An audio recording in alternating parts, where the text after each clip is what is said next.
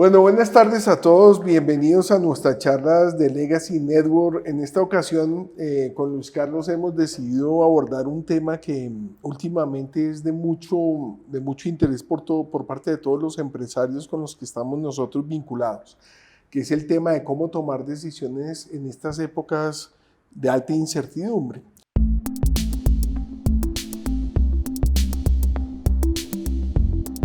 Entonces vamos a empezar, Luis Carlos, si te parece, con un primer tema de lo que hemos visto, de cómo va o cómo estamos viendo que el entorno se va a comportar en los próximos meses o el próximo año, de manera que pudieran los diferentes empresarios tener elementos de juicio de lo que tú estás viviendo en tus juntas y yo en mis juntas, a ver si podemos encontrar algunos aspectos en común para nuestros amigos empresarios. Cuéntame, ¿qué están viendo en sus juntas directivas, Luis Carlos? ¿Cómo están viendo el entorno? No solo en las juntas, sino en los diálogos con empresarios. Digamos, hay un pequeño cambio, un ligero cambio. Al comienzo era como mucho nerviosismo, mucha incertidumbre. A medida que avanza, digamos, el tiempo, algunos de ellos empiezan a sentir que claramente el entorno no se ve bien. Digamos, hace un tiempo no se sabe qué va a pasar con el entorno, ahorita se ve mal el entorno, se ve mal el entorno. Pasa más en algunos sectores que en otros, pasa más en algunos perfiles de negocio que en otros, pero la sensación cada vez más marcada es que el entorno no es favorable. Pero curiosamente también pasa que era peor antes no saber. Hoy en día se mide un poco el tamaño del golpe y empieza el empresario, así como ocurrió durante la pandemia, a evaluar qué decisiones puede tomar teniendo en cuenta ese tamaño de golpe. Y hay todos los perfiles, digamos, depende de la familia, del perfil del negocio, de la industria, pero muchos de ellos empiezan a ver caminos de solución, a ver propuestas para enfrentar esto, y el temor, digamos, a algo desconocido empieza a volverse más como la necesidad de tener un plan ante algo que ya empieza a ser más dimensionable. Déjame, yo parafraseo lo que sí estás diciendo. Entonces, hace un año estábamos en un entorno casi que caótico, en el cual no sabíamos qué iba a suceder, si iban a haber demasiados cambios, qué iba a pasar incluso con la propiedad privada, qué iba a pasar con la salud, con la construcción, con la educación, con todos los elementos. Hoy en día tenemos claro qué va a pasar, pero con un pesimismo de que los años no van a ser buenos. Los próximos 3 años no van a ser de crecimiento económico. Saben que el próximo año no va a ser bueno. Saben que va a ser un poquito mejor que el año 2023. Pero no están esperando, pues, sacar del estadio sus empresas como en el año 2021 o en el año 2019. No saben qué va a pasar, pero sí digamos, pueden dimensionar algo de magnitudes. Algo de magnitudes. Por ejemplo, la tasa de interés. La tasa de interés que es para muchos sectores, como el sector de la construcción, el sector del automóvil, pues prácticamente el sector de la banca, pues esa tasa de interés ya se ve que a finales del próximo año va a tender a bajar. Y pues hay como un acuerdo social de que va a bajar. Por lo tanto, se va a revitalizar un poquito otra vez el consumo, pero lo están pensando más para el segundo semestre que para el primero. Sí, siempre es difícil pronosticar esas cosas. Hay un juego local y un juego internacional. Entonces, la inflación local ha tratado de ceder, digamos, y el gobierno está presionando duro para que las tasas comiencen a bajar un poco, pero simultáneamente está el entorno internacional, y en la medida en que en otras geografías, especialmente en Estados Unidos, no bajen las tasas, no es del todo fácil tomar la decisión de bajar tasas aquí en Colombia. Parte del juego, digamos, es alinearse con lo que ocurra en el planeta. Entonces, lo que se está esperando ahorita es que las tasas bajen, pero no tan rápido como todo el mundo quisiera. Que las tasas de interés bajen, pero no tan rápido. Claro, entonces hay que incluirle pues globalmente la guerra nueva bueno, nueva no es, pero todo el problema de Israel y Palestina, más Ucrania y Rusia, y ahorita empieza a surgir también la idea de que China pueda estar con la intención de invadir Taiwán seriamente, lo cual podría generar aún más incertidumbre en los mercados. Entonces, no sabemos qué va a suceder, pero miren que hay un consenso en los empresarios de decir, ¿saben? No vamos a crecer, pero algún crecimiento va a haber, algo de reinversión voy a hacer. Y esta es parte de lo que quería comentar de lo que nos ha pasado, Luis Carlos, es que en ese entorno de altísima incertidumbre, el empresario se siente este año un poquito más sólido para saber cómo hacer una estrategia. Sí, lo que me llama mucho la atención es, creo que es el gran reto en esta época como empresario, es no caer en un proceso de negación, ni tampoco en un proceso de pánico. Yo creo que el miedo es un muy mal consejero. La gente que cuando ve que el entorno cambió dice yo mejor me voy de aquí, pocas veces toma la decisión más prudente. Pero tampoco caer en un escenario en donde uno diga, no, yo creo que aquí nada va a pasar, yo me quedo quieto. Hay que saber tomar la temperatura del agua y esto va cambiando y va cambiando todo el tiempo. Entonces hay que estar midiendo todo el tiempo realmente qué reformas se pueden estar aprobando, cuáles no se están aprobando, qué implican para mí, qué tanto juego tengo dentro de esto y el entorno qué tanto está cambiando, lo que tú dices, qué tanto el entorno de guerras allá afuera me afecta, qué tanto el entorno macroeconómico allá afuera me afecta. En algunos casos es oportunidad. Estados Unidos ve que necesita suministros cercanos y el nearshoring está haciendo que desde México haya muchísima actividad para atender el mercado norteamericano. Ahí entonces ese entorno se vuelve oportunidad. Pero poder leer bien el entorno para tomar decisiones se vuelve una habilidad demasiado importante en este momento. No, la ventaja grande cuando el entorno es difícil es que hacer las cosas bien se vuelve una ventaja competitiva y ya hacer las cosas solo con intuición puede ser tremendamente peligroso. Un tema muy importante, Luis Carlos, ya entendiendo que el entorno está como está, es entender cuáles son esas herramientas que están usando los empresarios para poder tomar decisiones.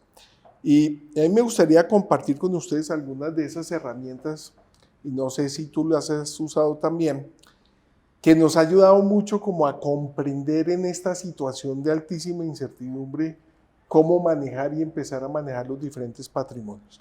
Como nosotros tenemos la oportunidad de trabajar con familias empresarias, no con empresa familiar, sino familias empresarias, una de las herramientas más importantes ha sido la matriz, digamos, riesgo-rentabilidad, un poco emulando al premio Nobel de Economía Markovich, quien empezó a hacer unas gráficas se llamaba la frontera eficiente de un portafolio. Pero esa herramienta la estamos utilizando para unidades de negocio en diferentes partes del mundo, buscando así que haya un riesgo calculado, un riesgo moderado para las familias, analizando también la rentabilidad en una moneda común que es el dólar, en moneda dura. Entonces, eso nos ha dado mucho que hablar en las familias para hablar de la estrategia patrimonial. Desde la propiedad. Desde la propiedad. Entonces, ¿qué nos ha pasado? Entonces, lo primero que hemos medido es el riesgo que tenemos y ha sido una discusión fantástica, porque el Premio Nobel de Economía Markovich encontraba el riesgo analizando la volatilidad de la acción, cosa que nosotros... La volatilidad del retorno. Sí. La volatilidad del retorno.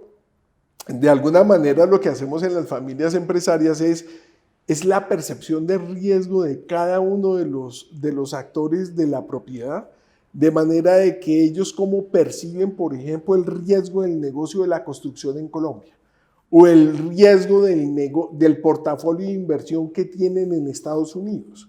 Cuando hacemos esa tarea encontramos, a partir de unos criterios de riesgo, un riesgo ponderado de toda la familia y nos dice entre 1 y 5 cuál es el riesgo que está asumiendo toda la familia o cómo lo perciben ellos. Que puede ser distinto al riesgo real, pero es suficiente para... Es distinto. Pero ya permite planear. Pero ya permite por lo menos que si la familia siente un riesgo alto, pues debería tener una rentabilidad alta. Y lo que nos está pasando es que estamos corriendo riesgos altísimos con rentabilidades muy bajas. Entonces ahí mismo empieza la estrategia de quien hace cabeza del patrimonio, que lo que nosotros hemos hablado de una holding patrimonial con un CEO del patrimonio que se encargue de buscar mecanismos de venta, fusiones, adquisiciones y mover ese patrimonio que está en alto riesgo a un riesgo más bajo o mejorar, digamos, un poco la percepción del riesgo, mitigando los riesgos de alguna manera. Yo quería preguntarte a ti qué otro tipo de herramientas están haciendo o has tenido tú la oportunidad de usar en tus juntas. No, es eso. Tal vez agregaría el ponerle mucha disciplina a la hora de tomar decisiones. Nosotros lo llamamos a veces comité de inversión y de desinversión. Y a la hora de dar el mandato de los dueños a las inversiones que corresponden a empresas, a negocios en marcha. Porque lo primero es, con mucha frecuencia llega un volumen importante de oportunidades de negocios que si uno no tiene claro para dónde quiere ir, acaba analizando al ojo y acaba desafortunadamente teniendo muchas inversiones en cosas que no tienen una estrategia. Entonces el comité de inversiones tiene que ser como el espacio en donde la familia con algunos independientes analiza la estrategia de qué es lo que quiero yo para configurar el patrimonio, entendiendo los riesgos que hay. Voy a poner un ejemplo. Estamos muy concentrados en un solo país, diversifiquemos de región. Ok, ahí es donde se dan esos debates. Y si después me llegan oportunidades de inversión, tengo que analizarlas a la luz de esa estrategia. Tengo que ser capaz de decir, oiga, se ve buenísima esa oportunidad, pero no es lo que yo aprobé como camino estratégico para tener el patrimonio. Entonces, es tener esa matriz y tener la capacidad de gestionar el riesgo y el retorno tratando de llevar a un cierto norte el patrimonio. Y lo segundo, que es el mandato a las empresas, a las juntas de las empresas, acerca de en dónde no quiero estar y qué riesgos no quiero correr y qué metas necesito yo que me ayuden a alcanzar. Y si no son capaces, que me digan, para yo poder tomar decisiones. Claro. Si yo necesito que una cierta inversión me cubra mi riesgo y me dé un retorno que para mí es razonable y me dicen, no, mire, no hay forma, no hay la menor posibilidad. Yo como propietario de la empresa, desde el holding, necesito darme cuenta para poder tomar decisiones. Entonces, de alguna manera estás hablando de tener un gobierno corporativo, sí. Y ese gobierno corporativo es lo que en la literatura algunos lo llaman o una junta holding del patrimonio o un consejo de socios, o que ese consejo de socios incluya un comité de inversiones, es decir, cualquier mecanismo que nos permita hablar y sí. Tener conversaciones del patrimonio. El consejo de socios o la junta holding con mucha frecuencia reúne, digamos, otros objetivos, como por ejemplo, informar a los socios pasivos de la familia cómo van los negocios. El comité de inversión sí es solamente, venga, cómo está rentabilidad, cómo está riesgo, qué podemos hacer para reconfigurar esto, cómo las distintas manifestaciones del patrimonio nos parece que son las adecuadas, deberíamos tener más liquidez, deberíamos tener más dólares, menos dólares, deberíamos tener más empresas en nuestro sector, diversificar sectores, esos debates se dan ahí. Entonces es como sí es un consejo de socios, puede ser un consejo de socios, pero está muy enfocado en gestión de la propiedad. De acuerdo. Déjame un poco también, te apoyo en esta idea, porque en ese consejo de socios, al cual he participado en algunas ocasiones, tenemos esos comités de inversiones en donde no solo hacemos la matriz que estamos hablando de riesgo y rentabilidad, sino que cuando hablamos de riesgo, hacemos un capítulo aparte y hacemos lo que se llama la matriz de severidad, que es una matriz que nos ha ayudado mucho también porque es cuál es la probabilidad de ocurrencia de un riesgo versus la materialidad de ese riesgo. Me explico. Suponte que en alguna de las unidades de negocio, que es la construcción, le pusimos un riesgo de 5 puntos este año con una rentabilidad bajísima. Entonces estamos corriendo un gran riesgo con una rentabilidad muy baja este año. Después lo que hicimos fue sacar el riesgo aparte y decir, bueno, ¿cuáles son los riesgos? Y empezamos a listar los riesgos de este negocio. El riesgo de que no paguen los subsidios, el riesgo pues el riesgo financiero, que es el riesgo mayor, por decirlo así, especialmente en vivienda de interés social. Y le pusimos una probabilidad de ocurrencia de que no se nos paguen los subsidios. Y pusimos la materialidad. Apenas nos dimos cuenta de que el riesgo era muy probable la ocurrencia y altísima materialidad, tuvimos que tomar decisiones de mitigar el riesgo.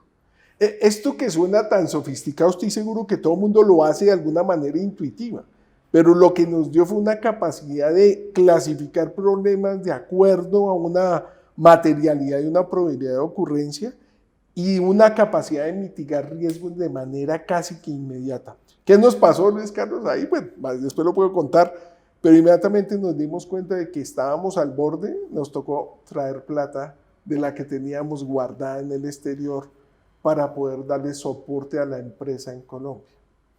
Entonces, ha sido muy interesante la forma en cómo las familias empiezan a profesionalizar el manejo de su patrimonio. No sé si tienes alguna idea más que pudiéramos ayudarnos a mejorar el análisis. Uno de los mandatos que los propietarios pueden dar a la junta, y se hacen junta, pero se puede reportar arriba, es a la hora de presupuestar, es manéjeme escenarios, riesgos y planes de acción. Y lo vinculo con el tema de valorar el patrimonio. Entonces arranco con el presupuesto. Uno hace el presupuesto el próximo año y dice cuál va a ser la tasa de cambio. A cualquier economista le da pena decirlo, pero ni idea. Entonces toca casarse con una. Uno dice, voy a casarme con una tasa de cambio, voy a mirar los analistas, ¿qué piensan? El Banco de la República tiene unas encuestas analistas, ¿sabe qué? Los analistas expertos piensan que va a estar en tanto.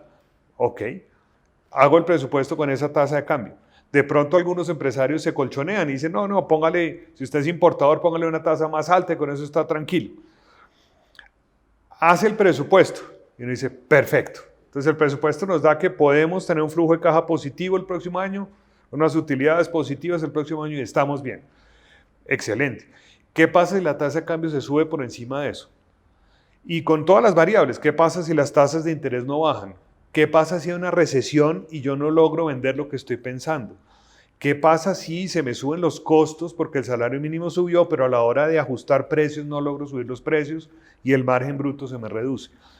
Y alrededor de eso empieza uno a manejar un solo presupuesto, pero un plan de reacción ante distintos escenarios. Entonces, eso lo que los en Estados Unidos llaman el what if, analice qué pasa así, qué pasa así, qué pasa así, qué pasa así, debe generar una reacción. Pongo un ejemplo. Tengo un plan comercial, espero llegar a un presupuesto, el presupuesto de ventas es 100, listo. Si por alguna razón el presupuesto de ventas se empieza a cumplir y está en 85, ¿qué va a hacer? ¿Cuál va a ser su plan? Porque llegar aquí a decir, no, es que está difícil el entorno, suena mal. Entonces, ¿cuál es su plan de reacción? ¿Activa una línea nueva? ¿Abre un mercado nuevo? ¿Se manda agresivamente a bajar márgenes con tal de subir el volumen? ¿Cuál es la reacción esperada? Porque lo que está pasando últimamente en las empresas es que los golpes llegan de donde nadie sabe. Uno sí puede hacer un listado de todos los riesgos, calcular la severidad, calcular la probabilidad, mirar cuáles son los más relevantes, tener un plan de contingencia, pero desafortunadamente nadie ve si va a haber una guerra o no va a haber una guerra, o si viene otra pandemia. Todos creemos que no va a haber más pandemias. Eso pensábamos antes del COVID y ya hubo una. Entonces, ese tipo de golpes uno dice, oye, necesito saber si mi organización está lista o no está lista, ¿no?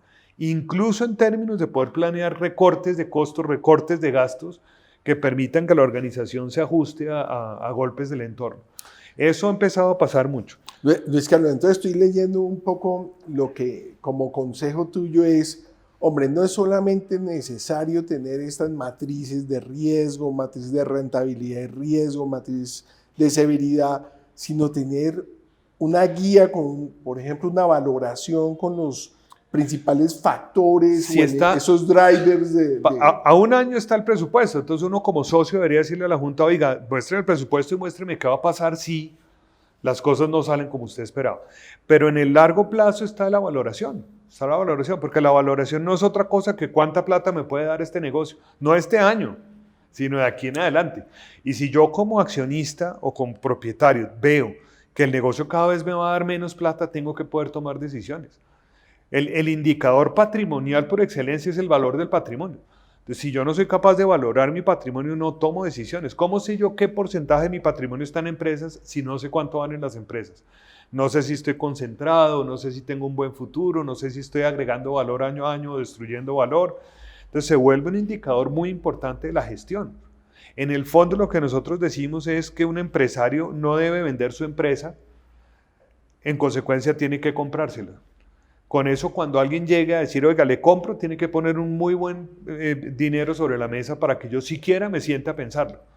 Entonces, el plan tiene que ser, yo me compro mis empresas todos los días. Yo estoy due diligence ready, yo estoy listo para un proceso de revisión de cualquier comprador, porque sé que esto vale oro, porque lo estoy gerenciando como si lo acabara de comprar.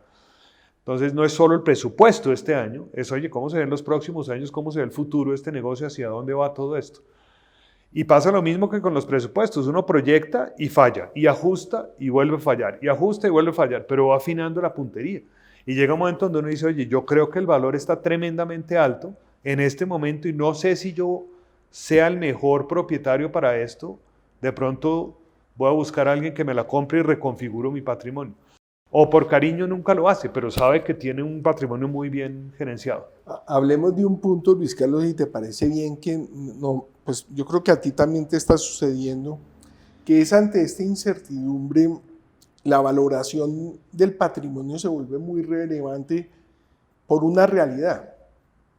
Muchas de las familias quieren diluir el riesgo país a partir de hacer una desinversión en Colombia y una inversión en un país de moneda dura con menores riesgos.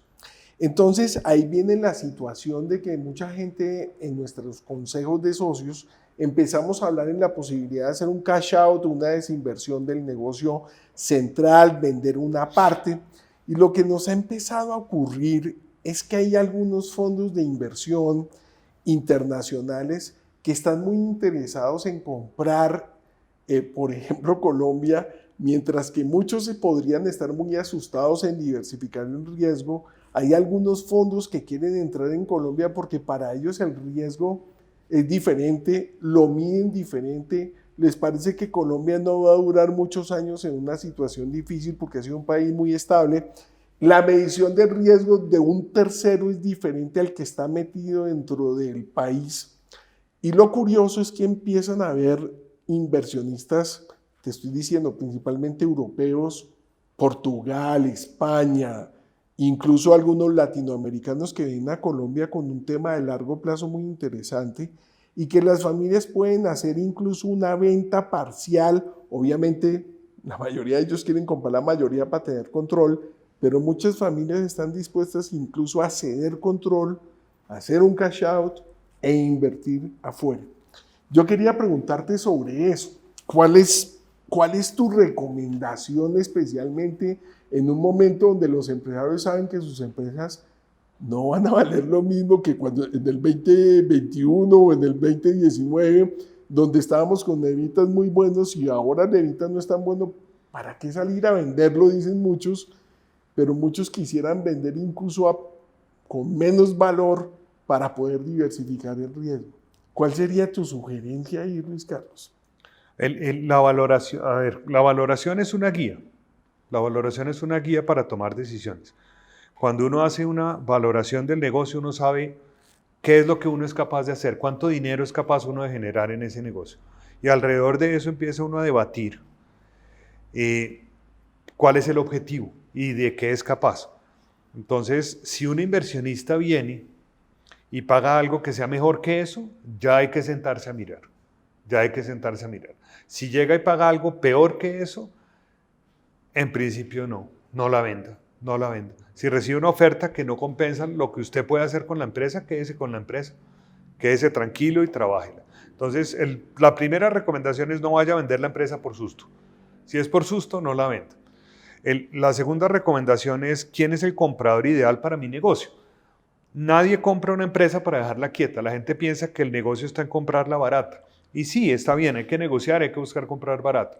Pero el negocio verdadero está en comprar la empresa para ponerla a valer más. Entonces, el truco está en encontrar cuál sería el comprador ideal para mi empresa. Si yo quiero vender la empresa, lo que tengo que pensar es, bueno, el que la compre, ¿qué puede hacer que yo no haya podido hacer? Por ejemplo, tengo un producto maravilloso que solo vendo en un país y este señor tiene presencia en toda Latinoamérica y puede querer llevar ese producto a toda Latinoamérica y ya lo tengo inventado. Para él comprar la empresa y pagármela, incluso pagármela un poco más cara, es buen negocio. Porque eso que yo tengo lo lleva a otras geografías y lo multiplica N veces. Y la rentabilidad de eso es gigante para él. Entonces tengo que tener el ojo entrenado para mirar cómo eso que yo logro hacer con mi empresa, ese dinero que puedo hacer con mi empresa, alguien lo puede volver N veces más, 5, 6, 10 veces más. Y entonces al negociar conmigo, no va a negociar buscando pagarme poquito, sino buscando realmente ganar dinero después de tener la empresa. Ahí está el truco. Los fondos de inversión muchas veces buscan consolidar sectores o expandir en geografías. Entonces, por poner un ejemplo, en el sector de diagnóstica ha habido fondos de inversión muy importantes que se dedicaron a comprar diagnóstica en toda Latinoamérica buscando consolidar el sector. Era un sector muy fragmentado y se metieron duro a comprar varias empresas, centrar esto en diagnóstica grande y lograr economías de escala. Uno dice, bueno, un jugador de esos me llega a comprar a mí y es posible que me pague un muy buen valor porque le interesa crecer y le interesa escalar esto y le interesa consolidar la industria. Entonces, esa es la clave. Y el tercer punto que para las familias empresarias es un reto, por eso se necesita planear, por eso se necesita planear la propiedad, se llama la riqueza socioemocional, es el apego que tienen los empresarios por su negocio, que hace que el momento ideal para pensar en la venta de un negocio es cuando el mejor futuro viene, cuando se ve espectacular el negocio. Ese es el momento ideal porque cualquiera que llegue a comprar ese negocio ve un futuro maravilloso y paga harto. Pero es justo ese el momento en el que nadie en la familia considera la opción siquiera de salir a buscar vender el negocio, porque el amor por el negocio es tan grande, el compromiso de la familia con sus empleados, con sus proveedores, con los clientes, el orgullo de ser empresario, la riqueza socioemocional, juegan un poco en contra. Y ese era el momento, digamos, de cosechar, como dice Harvard, el momento de todo lo que hemos hecho 40 años, llegó el momento de cosecharlo, reconózcalo y hágalo bien, pero al mismo tiempo la familia siente, no, espera un poquito. Y cuando ya las cosas no van bien y la empresa va hacia abajo, la gente dice, está bien, voy a vender la empresa, pero ahí las proyecciones son horribles. Y entonces encontrar a alguien que esté dispuesto a pagarle bien a uno en ese momento se vuelve mucho más complicado. Entonces, la recomendación de gobierno de tener el comité de inversión, de tener una planeación patrimonial sólida, una planeación de la propiedad, tener claro cuáles son los riesgos y los retornos, tener expectativas sobre cada una de las inversiones para ver hacia dónde va, es fundamental y acompañar esas decisiones con independientes que estén ahí opinando y que no tengan ese mismo apego para lograr aterrizar las discusiones, se vuelve clave para en algún momento decir, oye, este puede ser un momento para considerar la venta de una de las empresas o de la empresa principal de la familia. Sí, tal vez hay un comentario que iba a hacerte ahí, porque gran parte de las estadísticas del tema de la venta de las empresas de familia, no familia empresarial, sino empleada familiar, son catastróficas. Dicen que 9 de cada 10 familias pierden su patrimonio al vender la empresa familiar porque precisamente cuando venden su empresa reciben una liquidez y ellos no son expertos manejando liquidez. Porque no estaba planeado. Porque no estaba planeado y entonces gran parte de lo que es el discurso ahorita de empresa familiar es que tenemos que pasar de empresa familiar a familia empresaria y tener una estrategia patrimonial primero antes que la estrategia de la unidad de negocio. Por eso decía yo hace un ratico, un empresario no vende su empresa. La tarea de un empresario es comprarse la empresa todos los días, ser el mejor propietario para esa compañía. Eso implica tener una serie de herramientas y tener un muy buen gobierno, tener una valoración de la compañía, saber que uno está con toda la casa en orden, que no está cometiendo errores que después le pueden costar, que no está corriendo riesgos que no debería estar corriendo, y tener un muy buen gobierno que le permita controlar su negocio. Esa es la tarea de un empresario. El día en que venda es porque realmente el negocio era muy bueno y valía la pena, y eso es cosechar.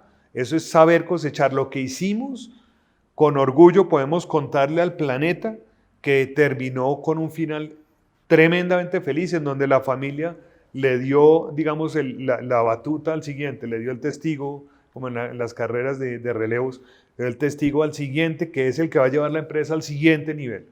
Pero fue porque realmente era el momento, cosechamos bien, nos pagaron bien, y teníamos planeado cuál era el siguiente paso con nuestro patrimonio. Es más, es proteger el legado familiar más que proteger la empresa familiar. Sí, es la protección del patrimonio familiar, que incluye un legado no solamente económico, sino social, un legado que va mucho más allá de todos estos aspectos. Hay un concepto que a mí me encanta, lo manejamos con nuestros clientes, lo manejamos tú y yo con nuestros clientes, y a mí me encanta, y es como un fundador, muchas veces sin nada, solo trabajando, comienza una empresa que empieza a crecer, y al comienzo de esa empresa tienen que vivir él y la esposa, y son dos, y después tienen hijos, tienen 2, 3 hijos, y les toca, con lo que dé la empresa, pues darle de comer a 5, y los hijos tienen esta costumbre de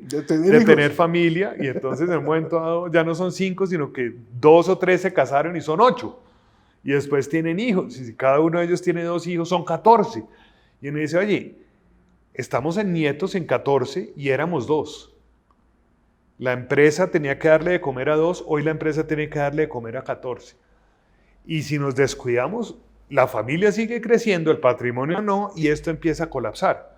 Entonces, si uno no tiene una buena planeación patrimonial, la familia crece, la familia va a crecer, y si uno no tiene una buena planeación patrimonial de rentabilidad, de riesgo y un buen gobierno que permita que todo el mundo esté alineado para que eso ocurra, va a ser muy difícil. En un momento dado aparece alguien que le dice a uno, le pago el doble por su empresa, y le dice, wow, venga, miro. Lo responsable aquí es mirar, porque mi planeación patrimonial me dice que si este es un buen momento para eso, aquí puedo lograr fortalecer el patrimonio y la familia se va a beneficiar. Pero no es solo recibir la plata, es qué voy a hacer con eso. Ok, déjame entonces hacer como un resumen de lo que llevemos hasta el momento conversado. Entonces, de acuerdo, si nosotros estamos en un entorno de alta incertidumbre, tenemos que tener algunas estructuras o algunos mecanismos para poder responder a ese entorno. Primero, y el más importante que hemos hablado, es el gobierno corporativo. Ese gobierno donde tengamos un agente independiente que nos ayude a pensar, que nos ayude a mirar el patrimonio como un todo y no como una empresa familiar. Lo segundo, una estrategia patrimonial donde haga análisis de rentabilidad y riesgo. Y que me tengo que ubicar en un sitio donde haya un riesgo en donde toda la familia quepa, no el alto riesgo o el bajo riesgo, sino un riesgo moderado. Tercero, una estructura de responsabilidades donde haya un responsable del patrimonio que pueda gestionar el patrimonio. Tal vez me incluyo más un tercero que tú lo has dicho, lo has mencionado, pero me gustaría dejarlo como una variable que es los sistemas de dirección del patrimonio, que son indicadores de gestión, todos los mecanismos para hacer la valoración, para pagarle al director por valoración del patrimonio, para buscar mecanismos para que estén informados los accionistas con un buen sistema contable. Y obviamente está la cultura de qué es el patrimonio, es cómo sentir que una familia está usando bien el patrimonio. Ni debe ser ni sentirse que son más ni menos porque tienen patrimonio, y colocar unos valores y principios del uso del patrimonio y del manejo del patrimonio. Esto me parece fundamental en el tema. Ahora yo quisiera pasar a un punto más, Luis Carlos, ya para ir terminando esta charla del día de hoy, es sobre las experiencias de éxito o de fracaso que tú has tenido en estos años ayudando a familias empresarias, independientemente del uso de todas estas herramientas, ¿cuál ha sido tu praxis y esos mejores consejos a partir de algunas experiencias que hayamos tenido? ¿Nos puedes contar alguna? Una es un grupo que estaba creciendo al 25% cada año. Cuando empezamos a trabajar, los propietarios no daban abasto, el líder de la familia no daba abasto, no descansaba, trabajaba y trabajaba y trabajaba y no descansaba. Y en un momento dado comenzamos con un proceso, digamos, de profesionalización de algunas cosas, como por ejemplo sistemas de información y cómo optimizar reportes internos para poder delegar y poder hacer medición de indicadores de esto a nivel de junta más, a nivel de lograr controlar y con un proceso de sucesión directiva. Y se logró seguir creciendo al 25% con un gerente externo, fortaleciendo varias empresas en el grupo, y se inició ya un proceso de planeación a largo plazo, buscando en dónde sí nos interesa estar, en dónde no, y se empezó a incrementar el volumen de negocios en la organización, el volumen de empresas en la organización. Algunos negocios dentro de las empresas, pero después independizados. Y en un momento dado ya empezamos a ver que tenía sentido hacer una planeación patrimonial. Digamos que tenía sentido sentarse como propietarios a mirar, oye, esto se nos está creciendo, ¿cómo vemos esto? Empezamos a ver que teníamos un riesgo muy concentrado en un solo sector, en un solo país, en una sola moneda. Buscamos pisar otras geografías, dando un mandato a las juntas de que eso ocurriera. Ocurrió, digamos, lento, sin tanto afán, hasta que el entorno político cambió y se optó por, no, vamos a empezar un proceso de adquisiciones de negocios y de agresividad para buscar pisar fuerte en otras geografías. Y se logró, digamos, de alguna manera diversificar el portafolio con un bolsillo inmobiliario, un bolsillo líquido, un bolsillo empresarial. Se optó por seguir muy concentrados en un solo sector, pero en varias monedas, en varios países. Y se ha ejecutado con éxito, y parte de la buena práctica que yo valoro muchísimo es esa capacidad de soltar la dirección casi que del operativo y subir a lo estratégico y empezar a ver desde la propiedad. Esto ha sido lento y se ha hecho muy bien, y si se ha hecho muy bien en buena medida es porque los empresarios tienen la mente abierta, digamos, no es por, o sea, uno da las ideas, pero es que las absorben, se apropian de ellas y llega un momento donde ellos mismos entienden que el valor agregado arriba es único. Yo insisto en que uno puede delegar muchas cosas, pero uno no puede delegar ser propietario. Si uno es el propietario, es uno el que va a sufrir si la decisión no sale bien. Todo el mundo le puede opinar, pero al final si la decisión no sale bien, es uno el que va a sufrir. Entonces esa parte de ser propietario tiene que ser de uno. Y uno tiene que estar 24 horas al día, 7 días a la semana consciente de eso, para desde ahí empezar a irrigar todo lo demás. Y recientemente estamos formalizando cosas, estamos formalizando la holding, estamos formalizando el comité de inversión, estamos formalizando los mandatos que le dan los socios a las juntas, para que empiece a haber un reporte en el que se pueda, en una reunión independiente, revisar cómo vamos, simplemente cómo vamos. Okay, entonces ha sido una experiencia muy interesante de éxito. Déjame contarte también una muy similar, pero el enfoque que le quiero dar es reivindicar a los empresarios de este país, que a mí me parece que un poco contrario a lo que estamos viviendo actualmente. Para mí los empresarios han hecho un esfuerzo gigantesco no solo por este país, sino por todos sus empleados. Yo quisiera contar que hace más o menos 20 años, desde hace 20 años hicimos con una familia una estrategia patrimonial, donde el riesgo país Colombia iba a ser el 50%, el otro 50% se iba a colocar en un portafolio de inversión, y especialmente en lo que nosotros le llamamos un fondo de liquidez de bajo riesgo para épocas difíciles. Era como el bolsillo que no se tocaba líquidamente para echarle mano cuando había un problema.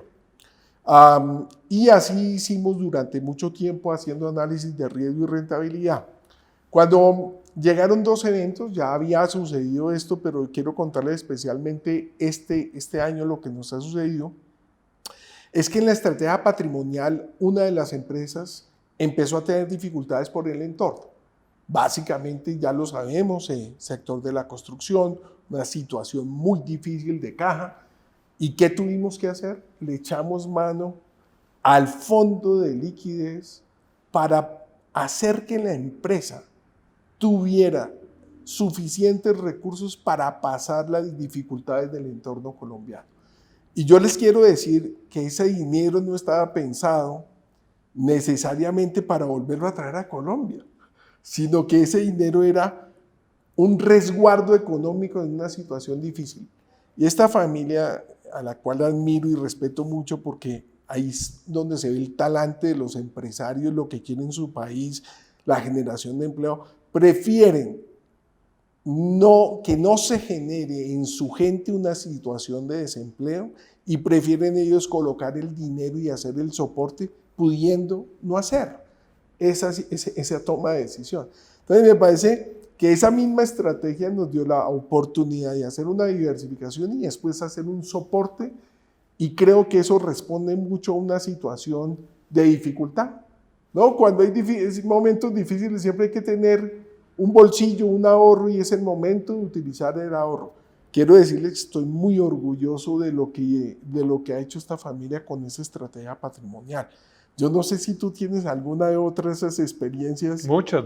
Yo creo que nuevamente, la riqueza socioemocional hace que los empresarios sufran mucho para cerrar un negocio o para siquiera encoger el negocio. O sea, la decisión de, ya sé, mi plan es llegar a la mitad de lo que soy hoy, suena ridícula para cualquier empresario. Un empresario no planea decrecer, siempre está planeando qué más puedo hacer, qué más puedo hacer. Y alrededor de eso, mi gente, mis empleados, mis clientes, mis proveedores, mi reputación, la reputación de la familia con la comunidad, con la sociedad, son variables que pesan mucho más de lo que uno se imagina, muchísimo más de lo que uno se imagina. Los que no han estado cerca de empresarios de pronto sienten que el objetivo es hacer dinero. En este momento estamos acompañando a 2 grupos a analizar la idea de irse del país. Y los números dan bien. No los hemos terminado, estamos hasta ahora empezando uno de ellos, pero ya uno puede intuitivamente, vislumbrar que los números posiblemente van a dar muy bien. Si fuera solo números, la decisión sería, venga, vámonos. Viene la discusión del cómo me voy, a qué ritmo, cómo lo hago, todo eso. Pero lo que hace difícil la decisión es ¿y qué va a pasar con mi gente? ¿Y qué le va a pasar a mis empleados si yo me voy? Yo me voy y me protejo, pero ¿qué le va a pasar a la gente que está trabajando conmigo? E incluso pasa cuando uno vende la empresa. Es súper interesante.